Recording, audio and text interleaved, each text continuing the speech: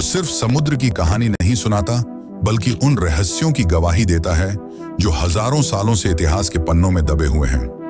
हैरानी की बात तो यह कि ज्यादातर शिव मंदिरों में शिव की केवल एक प्रमुख मूर्ति होती है, पर रामेश्वरम में शिव के दो प्रमुख शिवलिंग हैं जो हैं रामलिंगम और विश्वलिंगम।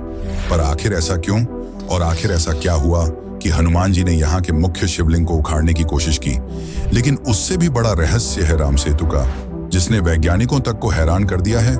नासा की सैटेलाइट तस्वीरों ने जब इस 48 किलोमीटर लंबे पुल का खुलासा किया तो पूरी दुनिया दंग रह गई। वैज्ञानिकों का दावा है कि ये पत्थर 7000 साल पुराने हैं, लेकिन जिस रेत पर ये टिके हैं वो सिर्फ 4000 साल पुरानी है। आखिर ये कैसे संभव है? क्या यह सच में श्री राम जी ने बनवाया था या प्राकृतिक है? जब मैं सबूतों के साथ आपको राम सेतु और उसके तैरते पत्थरों की सच्चाई बताऊंगा तो आप भी चौंक जाएंगे। लेकिन इस मंदिर का रहस्य यहीं खत्म नहीं होता। मंदिर के प्रांगण में मौजूद वो 22 कुंड, जो समुद्र के खारे पानी के बीच होने के बावजूद उसका पानी मीठा रहता है। और ऐसा क्या है उस पानी में कि हर साल लाखों श्रद्धालु उस कुंड के पानी में स्नान करने आते हैं? और क्या है धनुषकोडी का भूतिया शहर? ऐसा क्या हुआ कि एक हंसता खेलता प्यारा शहर आज भूतिया शहर बन गया है? और उस गुप्त मणि का क्या रहस्य है जिसके दर्शन केवल सुबह के कुछ ही घंटों में चंद खुशकिस्मत लोगों को होते हैं, जिसे शेषनाग की मणि कहा जाता है? आखिर इसका क्या रहस्य है?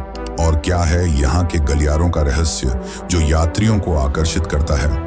तो आज की इस डॉक्यूमेंट्री में हम हर परत खोलेंगे, कथा, इतिहास, विज्ञान और आधुनिक विवाद, और जानेंगे रामेश्वरम का असली इतिहास, असली रहस्य। तो चलिए वीडियो को शुरू करते हैं। लेकिन उससे पहले अगर आपको वीडियो अच्छी लग रही है तो कमेंट में हर हर महादेव जरूर लिखें।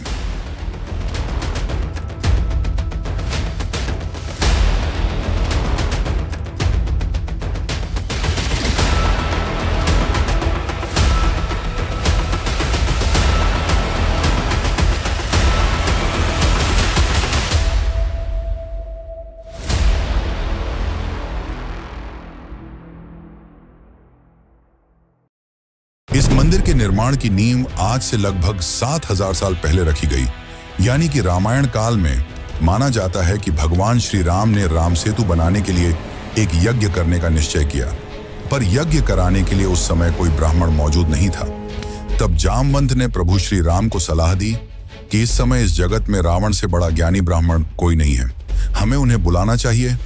जामवंत की सलाह पर श्री राम ने रावण को आमंत्रण भेजा और रावण यज्ञ में आने के लिए मान गए। माना जाता है कि यज्ञ में पति पत्नी को साथ बैठना होता है, इसलिए रावण सीता माता को भी अपने साथ लाए थे और यज्ञ में शामिल किया।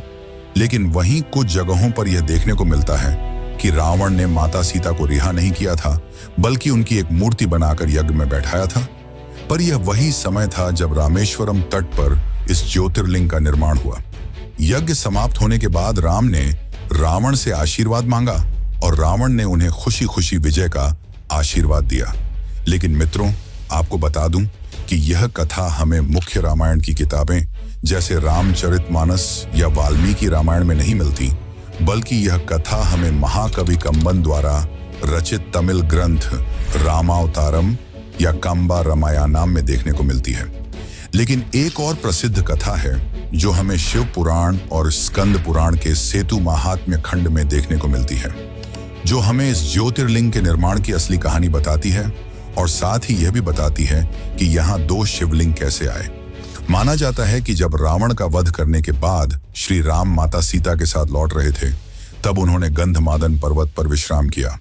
और इसी बीच श्री राम अंदर से दुखी थे, क्योंकि रावण भले ही एक क्रूर राक्षस था, लेकिन वह पुलस्त्य कुल का वंशज और वेदों का ज्ञाता एक महान ब्राह्मण भी था। एक ब्राह्मण की हत्या के कारण श्री राम पर ब्रह्महत्या का गंभीर दोष लग गया था। तब मुनियों और ऋषियों ने उन्हें बताया कि इस महापाप से मुक्ति पाने का केवल एक ही मार्ग है, और वह है महादेव। तब श्री राम ने रामेश्वरम के तट पर एक महायज्ञ करने का प्रस्ताव रखा। अनुष्ठान के लिए एक दिव्य शिवलिंग की आवश्यकता थी, जिसके लिए प्रभु ने पवन पुत्र हनुमान को सीधे कैलाश पर्वत भेजा। हनुमान जी क्षण मात्र में कैलाश तो पहुंच गए, लेकिन वहां महादेव के दर्शन न होने पर वे विचलित हो गए और शिव जी को प्रसन्न करने के लिए घोर तपस्या में लीन हो गए। इधर रामेश्वरम के तट पर ऋषियों और मुनियों में चिंता बढ़ रही थी, क्योंकि पूजन का शुभ मुहूर्त निकला जा रहा था और हनुमान जी का कोई अता पता नहीं था। समय की पाबंदी और मुहूर्त की महत्ता को देखते हुए आचार्य के सुझाव पर देवी सीता ने अपनी उंगलियों से समुद्र की रेती को समेटा और एक शिवलिंग का रूप दिया। इसे रामलिंगम कहा गया, जिसकी स्थापना स्वयं प्रभु श्री राम ने अपने हाथों से की। लेकिन जैसे ही पूजा संपन्न हुई, हनुमान जी कैलाश से दिव्य शिवलिंग लेकर वहां पहुंच गए। जब उन्होंने देखा कि उनकी अनुपस्थिति में स्थापना पहले ही हो चुकी है, तो वे दुखी हो गए। हनुमान जी की निराशा और दुहक को देखकर भगवान राम ने उन्हें शांत करने के लिए एक चुनौती दी। श्री राम ने कहा कि यदि वे माता सीता द्वारा निर्मित इस रेत के शिवलिंग को उखाड़ दें, तो वे उसके स्थान पर हनुमान जी द्वारा लाए गए शिवलिंग को स्थापित कर देंगे। हनुमान जी ने अपनी पूरी शक्ति लगा दी, यहां तक कि अपनी पूंछ से शिवलिंग को लपेटकर उसे उखाड़ने का हर संभव प्रयास किया, लेकिन वह अविचल शिवलिंग टस से मस नहीं हुआ। अंततः अपनी हार स्वीकार कर हनुमान जी प्रभु के चरणों में गिर पड़े। तब श्री राम ने मर्यादा और भक्ति का मान रखते हुए हनुमान जी को यह वचन दिया कि यह शिवलिंग भी रामेश्वरम में स्थापित किया जाएगा और इसे विश्वलिंगम कहा जाएगा, और साथ ही मुख्य शिवलिंग के दर्शन के पहले भक्त इस विश्वलिंगम की पूजा करेंगे। और तब से रामेश्वरम में 2 शिवलिंग की पूजा की जाती है। लेकिन इस मंदिर का रहस्य यहीं समाप्त नहीं होता। यहाँ चौंकाने वाले 22 कुंड, रहस्यमयी मणि, गंधमादन पर्वत और जटायु तीर्थम का रहस्य तो आपको चौंका के रख देगा। लेकिन उन सब को जानने से पहले हम उस रहस्य को जान लेते हैं जिसने वैज्ञानिकों की नींद उड़ा रखी है, और वो है राम सेतु। रामायण के युद्ध कांड के अनुसार लंका पहुंचने के लिए श्री राम ने समुद्र देव से प्रार्थना की कि वे उन्हें जाने के लिए मार्ग दें, परंतु 3 दिनों तक समुद्र देव द्वारा कोई उत्तर नहीं दिया गया, जिससे क्रोधित होकर श्री राम ने समुद्र पर अग्नि बाण चलाने का प्रयास किया। परंतु तभी समुद्र देव प्रकट हुए और माफी मांगते हुए कहा कि प्रभु समुद्र करोड़ों जीव जंतुओं का घर है, इसे सुखाना सृष्टि में आपदा ला सकता है, पर मैं आपके लिए इतना कर सकता हूं कि जो भी पत्थर में आपका नाम लिखकर समुद्र में फेंका जाएगा वह तैरने लगेगा। इतना कहकर समुद्र देव वहां से चले गए, जिसके बाद वानर सेना के 2 कुशल वानर नल और नील ने यह पुल बनाने का भार संभाला, जिन्हें विश्वकर्मा का पुत्र भी बताया जाता है। नल और नील ने अपनी अद्भुत इंजीनियरिंग प्रतिभा दिखाते हुए केवल 5 दिनों में 48 किलोमीटर लंबा और 100 योजन विस्तृत एक विशाल पुल तैयार किया, जो रामेश्वरम के पंबन द्वीप को श्रीलंका के मन्नार द्वीप से जोड़ता था। आज भी इसके तैरते पत्थर लोगों को हैरान कर देते हैं। इस रहस्य को आधुनिक विज्ञान ने तब और गंभीरता से लिया जब वर्ष 2002 में अमेरिकी अंतरिक्ष एजेंसी नासा ने सैटेलाइट तस्वीरें जारी की, जिनमें समुद्र के नीचे एक उथली संरचना स्पष्ट रूप से दिखाई दी। लेकिन फिर 14 सितंबर 2007 को नासा के स्पोक्सपर्सन ने साफ कहा कि रिमोट सेंसिंग फोटोज से मैन मेड ब्रिज साबित नहीं किया जा सकता। यानी कि उनका कहना था कि सिर्फ सैटेलाइट इमेजेस से यह साबित नहीं किया जा सकता कि यह मानव निर्मित है। तो अब के समय में सबसे बड़ा सवाल यही उठता है कि क्या इसे सच में श्री राम द्वारा बनाया गया था या यह एक प्राकृतिक ब्रिज है। विज्ञान की माने तो वह इसे अक्सर नेचुरल लाइमस्टोन शोल्स की श्रृंखला कहता है, और माना जाता है कि कभी यह एक लैंड कनेक्शन यानी कि पूरी तरह से जमीन रही होगी, पर समय और समुद्र के स्तर में उतार चढ़ाव होने के कारण यह बस एक चेन की तरह बची हुई है। लेकिन फिर सबसे चौंकाने वाली बात यह सामने आती है कि राम सेतु में इस्तेमाल किए गए पत्थर लगभग 7000 साल पुराने हैं, जबकि जिस रेत के ऊपर ये पत्थर रखे गए हैं वह केवल 4000 साल पुरानी है। आखिर यह 3000 साल का गैप कैसे? यह बात आज भी वैज्ञानिकों को हैरान कर देती है। लेकिन इससे यह जरूर साबित हो जाता है कि यह कोई प्राकृतिक संरचना नहीं, बल्कि जानबूझकर बनाई गई एक मानव निर्मित इंजीनियरिंग का कमाल है। हाल ही में 2018 से 2023 के बीच भारतीय अंतरिक्ष अनुसंधान संगठन ने नासा के उपग्रह डेटा के साथ मिलकर इस सेतु का एक विस्तृत 10 मीटर रेजोल्यूशन वाला नक्शा तैयार किया है, जो इस प्राचीन संरचना की सूक्ष्म जानकारी प्रदान करता है। लेकिन इस पुल का सबसे बड़ा चमत्कार है इसके तैरते हुए पत्थर, जिन्हें आज भी रामेश्वरम के हनुमान मंदिर और आसपास के क्षेत्रों में देखा जा सकता है। विज्ञान के अनुसार इन तैरते पत्थरों का कारण है इनकी डेंसिटी, यानी कि अगर किसी पत्थर में बहुत ज्यादा छोटे छोटे पोर्स या होल्स हों तो वह पानी से हल्का हो सकता है और कुछ समय तक तैर भी सकता है, और इन्हें पुमाइस पत्थर कहा जाता है।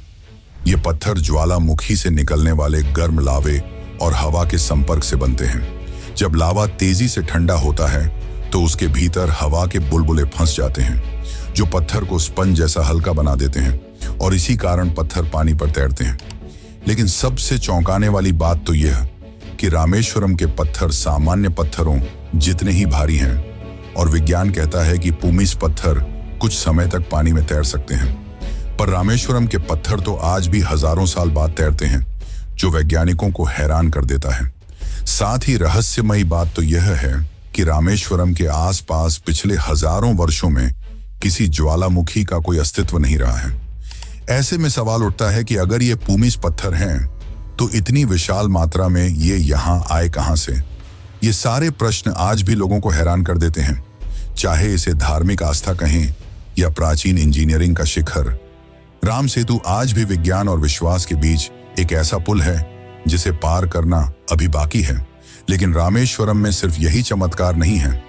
यहाँ के 22 कुंड और धनुषकोडी का रहस्य तो आपको और भी ज्यादा चकित कर देगा। तो चलिए अब उन रहस्यों को भी जान लेते हैं। जब तक श्रद्धालु इसके परिसर में स्थित 22 पवित्र कुंडों में स्नान नहीं कर लेते। ये कुंड, जिन्हें तीर्थम कहा जाता है, न केवल आस्था का केंद्र है बल्कि स्थापत्य और प्रकृति का एक ऐसा अनसुलझा रहस्य भी है जो आधुनिक विज्ञान को आज भी चुनौती देता है। पौराणिक मान्यताओं के अनुसार जब भगवान श्री राम लंका विजय के बाद लौटे तो उन्होंने अपने 22 बाणों के प्रहार से इन कुंडों का निर्माण किया था। स्कंद पुराण के अनुसार इन कुंडों को श्री राम के उन्हीं अभेद्य बाणों का प्रतीक माना जाता है, और यहाँ स्नान करना किसी बड़ी तपस्या के समान पुण्यदायी है। इन कुंडों का सबसे बड़ा चमत्कार इनका पानी है। रामेश्वरम मंदिर चारों ओर से खारे समुद्र से घिरा हुआ है, लेकिन मंदिर के भीतर स्थित इन कुंडों से निकलने वाला जल पूरी तरह से मीठा और शीतल है। आखिर इसका क्या रहस्य है? भूवैज्ञानिकों